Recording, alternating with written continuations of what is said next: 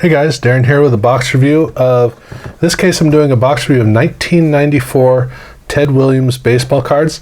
And interestingly, for the 94 box, it says established 1993, which is true, but it's only down here, 94 Baseball Series 1.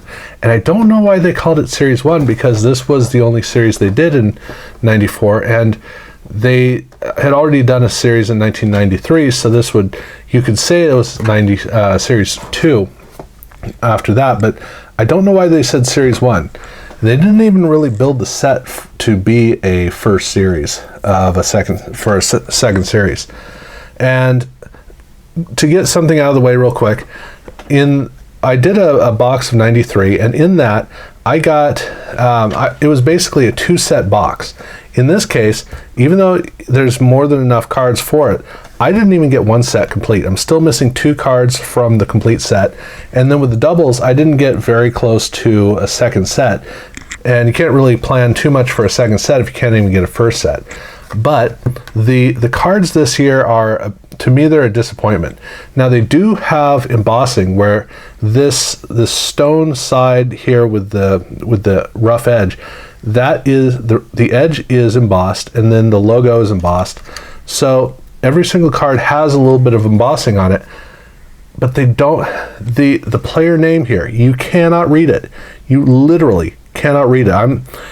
To give you an idea, I was about to tell you that this card didn't have a name on it until the light coming off hit, and I was able to just see that right in here there is a name on it. But now that I'm looking at it, I know this is Ted Williams, and I can't read Ted. I can read part of Williams, but you got to turn the card over to read the back. It's frustrating. For modern players, it's tough enough to do a card where you don't have the name on the front. But I mean, okay, so who's this? Well, who knows? Who's this? Who's this? Who's this? You go through. We're not used to these players enough to recognize who they are. A few we might, but for the most part, we really do need to know who the players are. And so the fact that the name basically doesn't exist on the card front is kind of baffling to me. But that's kind of what they went for with the set. So I don't think it was as well designed as in the past.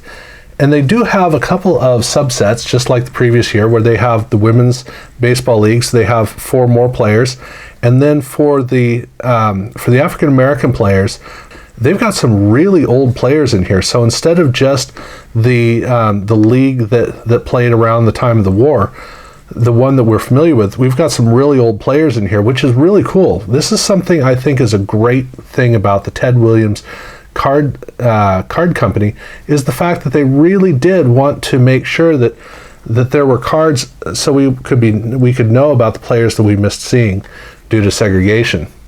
They also have rookie cards, including a Derek Jeter. So this is a pretty good card for that. They have Going North, and Going North is players becoming pros, old players becoming pros. It's kind of weird. And then they have Swinging for the Fences, so home run hitters. And then they have the 2 up-and-coming veterans are Cliff Floyd and Tim Salmon in the set. So that is the way that the set's built. You have the regular veteran cards, the Women's League cards, the African American players, the rookies, and then a pair of sets of veterans or of legends, and then Floyd and Salmon. And I don't know why I can't say Tim Salmon. I just always say Salmon. So in the set, they had some good players in it. It wasn't, neither 93 nor 94 was truly a star-studded set with the Ted Williams Card Company. And I guess that's because of the contracts you'd have to sign for some of the players. But I got most of the players of note. So we got Ted Williams, and then we've got Brooks Robinson. I got 3 doubles of him, so I got 4 total Brooks Robinsons. And then I have Harmon Killebrew. I have 3 more of him. And then this is Mike Schmidt. I got 2 of that. And then they've got a Walter Johnson card in here. I got 1 of those. And then I got, for going north, I got a pair of Roger Maris cards, double, 2 Ted Williams. And then for swinging for the fences, I got a second Gehrig here and in there, as well as a Willie Mays. So fun to get some of these cards, but again, it's really unfortunate that they basically don't have the card name on the side. They worked really hard with these cards to make sure that they came out beautifully, that they look truly professional, the highest level you could do. They have a really good contrast of the glossy card with a matte finish for the stone. The idea for the text was a good one. I like the fact that the player actually runs off of the border, basically. The embossing and the card back, for what these are, I think it looks really good. They had all the pieces that they needed to make great cards. They just, there was something drastically missing, and that's the problem these cards have. So what I don't like about this set, the 1994 set specifically, is that I feel like there's no card name on the front, or player name on the front, because for all intents and purposes, there just isn't. And if you're going to go back and educate people on legendary players, you need to have the name there, and having to flip the card over and find out. And on top of that, Michael Schmidt. Okay, well, you got to remember, Michael is Mike, so that's Mike Schmidt. And so with and here we have Theodore Samuel Williams. Keep in mind, Theodore Samuel Williams is Ted Williams.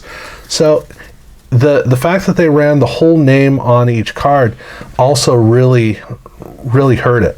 Now, I do like the fact that the way that they built the set was for the league the way that Ted Williams knew it. So you have the Braves here showing up in, I think it was Milwaukee. I think that's where they originated from. And so and then you have the San Francisco Giants show up here with the New York Giants, because that's where they started out. So they don't have the team for San Francisco; they have the team for New York, which you gotta keep that in mind.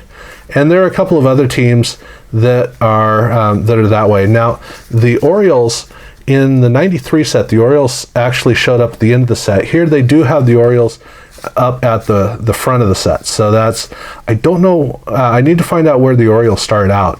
But then you have the Brooklyn Dodgers, so the LA Dodgers show up right after the Orioles and before the Angels and the Cubs.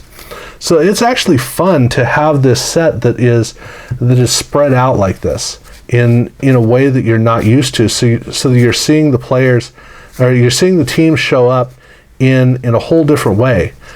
And I find it interesting that, unlike the previous year, the A's are actually showing up here with, I guess that now it's with Philadelphia, Oakland or Philadelphia, either way. But they had it at Kansas City in the '93 set, so they've actually got the teams kind of shuffling around here and there, which is kind of a quirky thing about these sets. But I really do like the fact that the teams are all in a different order. The inserts, so there are a lot of inserts that come with this. We have the 500 Home Run Club, and these cards have the vertical stripes, so they look pretty good. And I've got, I've got Reggie Jackson, Mickey Mantle, Jimmy Fox, and Ted Williams. So those are the 4 that I got out of these are 9-card sets. And then, of real note, they do have one Michael Jordan card, and it's here. And can't remember the name of the artist, but that's what the set's named for. And these are all serial numbered. So I got Michael Jordan, and then Brian Taylor and Michael Tucker. So they're not significant, but this is one of the rare Michael Jordan cards from his active baseball playing days. They have an etched in stone set of Roger Maris. Again, they have the vertical striping, and then they have their I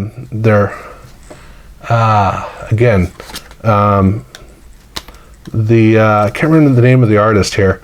Starts with an L. Locklear, I think, is the artist name, and I got Gehrig and Cy Young. and Casey Stengel, which is a fun addition to the set. So I got those, and then they had a hero set, or not a hero set, but 54 memories, and I got the giant set for that, and I got a complete set with a double of the checklist and a double of Hank Thompson.